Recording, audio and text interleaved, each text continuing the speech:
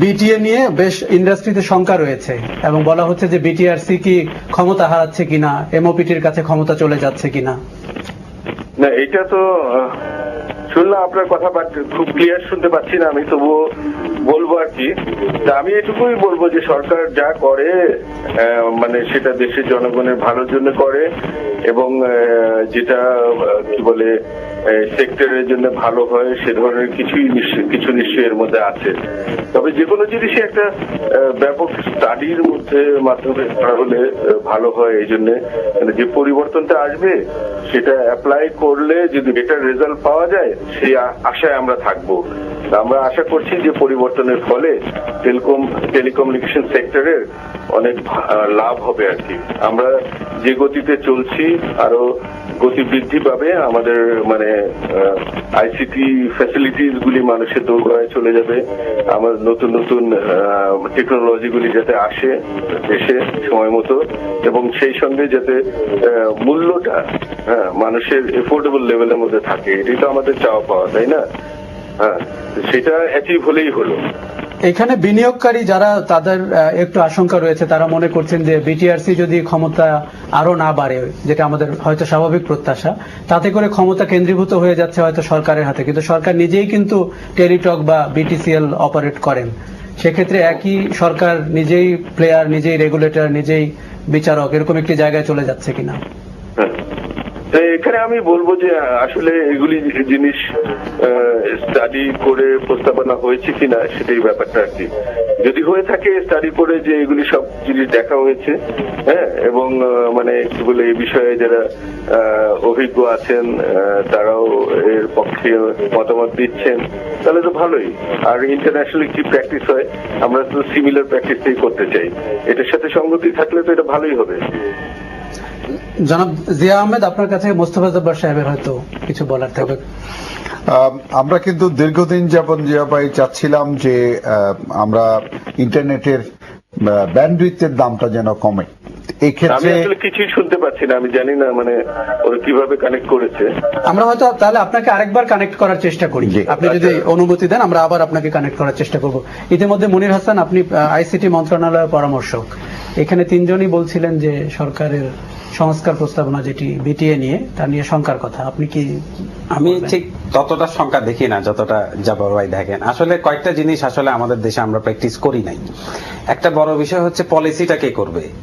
পলিসিটা definitely সরকারকে করতে হবে। পলিসি কিন্তু বিটিআরসি করবে না, বিসিসি করবে না, বা এটা বিটিসিএল করবে না। কিন্তু অতীতে আমাদের যেটা হয়েছে সেটা হচ্ছে আমাদের মন্ত্রণালয়গুলো সেইভাবে আসলে বিকশিত হয়নি।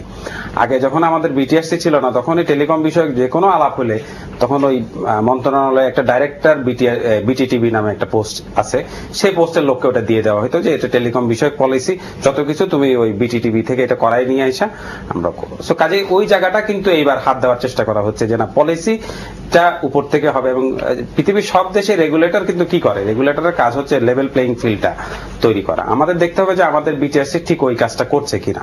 এবং ওখানে যে বিষয়গুলো সামনে এসছে, আমি ড্রাফটটা দেখি নাই, তো যে বিষয়গুলো সামনে আসছে সেখানে যেমন উনি বললেন যে লাইসেন্সটা আসলে বিটিআরসি দিবে, আমি যতটুকু বুঝি যে লাইসেন্স খসড়াতে বোধহয় রয়েছে যে এমওপিটি দিবে। না, চূড়ান্ত ভাবে সরকার হয়তো একটা অনুমোদনের ব্যাপার আছে যে সেক্ষেত্রে ওটা থাকবে। কিন্তু কোনো আপনার যেটা সবচেয়ে দুর্বল দিক আমি মনে করি আর কি, সেটা হচ্ছে যেমন ধরেন ট্যারিফটা সবসময় একটা ইন্টারন্যাশনাল ট্যারিফ আপনাকে স্টাডি করতে হবে, এটা আসলে মন্ত্রণালয় করবে না, রেগুলেটর সবসময় করবে। আপনি যতটুকু বললেন অতটুকু হলে সমস্যা ছিল না। যে নীতিমালা, অবশ্যই সরকার নীতিমালা করবে, তার একটা ভিশন আছে।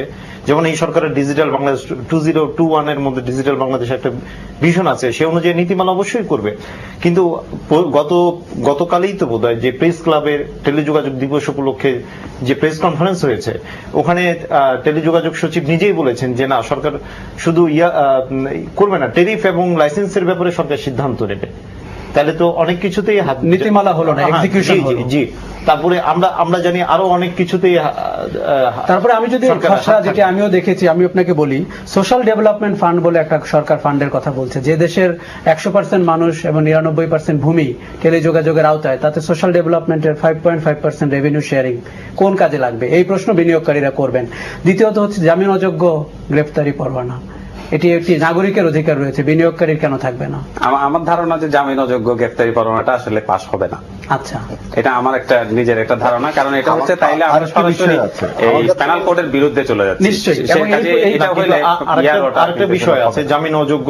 তারপরে আরেকটা হচ্ছে ওনাদেরকে অ্যাপিল করার কোনো সুযোগ রাখেনি। That's right. That's a very important এটা issue খুবই যে আমরা জানি তবে যে আমি শুনছি যে এই যে সর্বশেষ যে সংশোধনীটা মানে মন্ত্রিসভায় আলোচিত হয়েছে সেখানে আপিলের বিষয়টা আছে, কিন্তু- আমি দেখি নাই যদিও।